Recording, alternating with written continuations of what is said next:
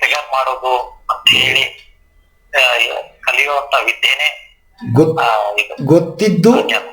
ಗೊತ್ತಿದ್ದು ಅರಿವಾಗುವ ವಿಚಾರಗಳು ಪ್ರಜ್ಞೆ ಸ್ಥಿತಿ, ಕಾನ್ಷಿಯಸ್ ಲೆವೆಲ್ ಅಂತ ಕರಿತೀವಿ.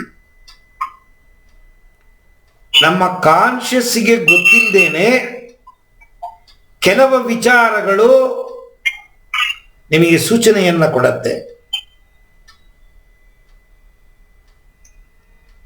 ಇದಕ್ಕೆ ಯೋಗಿಯಾಗಿರಬೇಕು ಅಂತ ಏನೂ ಇಲ್ಲ.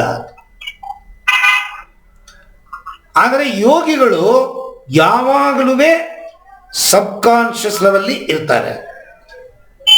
ಅಂದರೆ ನೆನೆಸಿದ್ರೆ ಯೋಗ ಧ್ಯಾನ ಸ್ಥಿತಿಗೆ ಹೋಗಕ್ಕೆ ಸಾಧ್ಯ. ಸಬ್ ಕಾನ್ಷಿಯಸ್ ಅಂತನ್ನೋದು ಧ್ಯಾನ ಸ್ಥಿತಿ, ಕಾನ್ಷಿಯಸ್ ಅಂತನ್ನೋದು ನಿಮ್ಮ ಪಂಚ ಇಂದ್ರಿಯಗಳು ಕೆಲಸ ಮಾಡ್ತಿದೆ ಅಂತ ಅರ್ಥ. ಸಬ್ ಕಾನ್ಷಿಯಸ್ ಅಂತಂದ್ರೆ ಪಂಚ ಇಂದ್ರಿಯಗಳು ಕೆಲಸ ಮಾಡಲ್ಲ. ಒಳಮುಖವಾದ ಕಾನ್ಷಿಯಸ್ ಕೆಲಸ ಮಾಡುತ್ತೆ. ಒಳಮುಖವಾದ ಕಾನ್ಷಿಯಸ್ ಏನು? ನೀವು ಹೊತ್ಕೊಂಡ್ಬಂದಿರೋ ಪಾಪ ಕರ್ಮಗಳ ರೆಕಾರ್ಡು, ನೀವು ಹೊತ್ಕೊಂಡ್ಬಂದಿರೋ ಪುಣ್ಯ ಕರ್ಮಗಳ ರೆಕಾರ್ಡು, ಹೊತ್ಕೊಂಡ್ಬಂದಿರೋ ಆಸೆಗಳ ರೆಕಾರ್ಡು, ಇದು ಸಬ್ ಕಾನ್ಷಿಯಸ್ ಅಲ್ಲಿದೆ. ಎಲ್ಲಿದೆ? ಚಿತ್ತ ಒಳಗಡೆ ರೆಕಾರ್ಡ್ ಆಗಿದೆ. ನಿಮ್ಮ ಚಿತ್ತ ರೆಕಾರ್ಡೇ ಬೇರೆ, ನನ್ನ ಚಿತ್ತ ರೆಕಾರ್ಡೇ ಬೇರೆ, ನಿಮ್ಮ ಹೆಂಡತಿ ಚಿತ್ತ ರೆಕಾರ್ಡೇ ಬೇರೆ, ನಿಮ್ಮ ಹೊಟ್ಟೆಯಲ್ಲಿ ಹುಟ್ಟಿದ ಮಕ್ಕಳ ಚಿತ್ತ ರೆಕಾರ್ಡೇ ಬೇರೆ. ಯಾಕೆ ಇದನ್ನ ಇಟ್ಟು ಹೇಳ್ತೀನಿ ಅಂದ್ರೆ, ಸಬ್ ಕಾನ್ಷಿಯಸ್ ಅಂತನ್ನೋದು ಎಚ್ಚರ ಸ್ಥಿತಿಯಲ್ಲಿ ಇದ್ದಂಗಿರ್ತೀವಿ, ಆದರೆ ಎಚ್ಚರವಿಲ್ಲ. ನಿದ್ರೆ ಬಂದಂಗಿರುತ್ತೆ, ಅದು ನಿದ್ರೆ ಅಲ್ಲ. ಆಲೋಚನೆಗಳೇ ಬರಲ್ಲ. ಅದನ್ನ ಸಬ್ ಕಾನ್ಷಿಯಸ್ ಅಂತ ಕರಿತೀವಿ.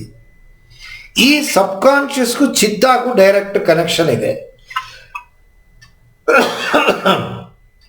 ನಿಮ್ಮ ಮೆದುಳಲ್ಲಿ ಏನಾದರೂ ರಿಪೇರಿ ಮಾಡಬೇಕು, ಸಬ್ ಕಾನ್ಷಿಯಸ್ಗೆ ಹೋಗ್ಬೇಕು.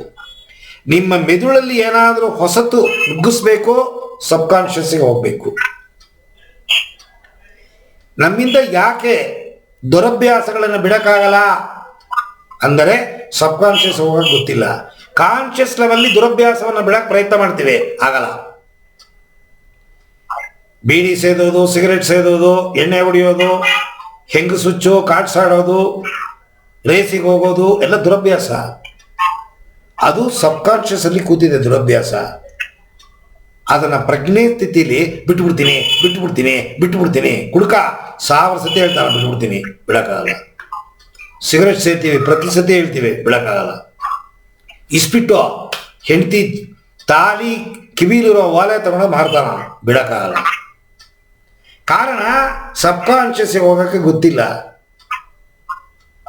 ಯೋಗಿಗಳು, ಹಿಪ್ನಾಥೆರಪಿಸ್ಟ್ಗಳು ಮಾತ್ರ ಸಬ್ ಕಾನ್ಷಿಯಸ್ಗೆ ಕರ್ಕೊಂಡು ಹೋಗಕ್ಕೆ ಸಾಧ್ಯ ನಿಮ್ಮನ್ನ.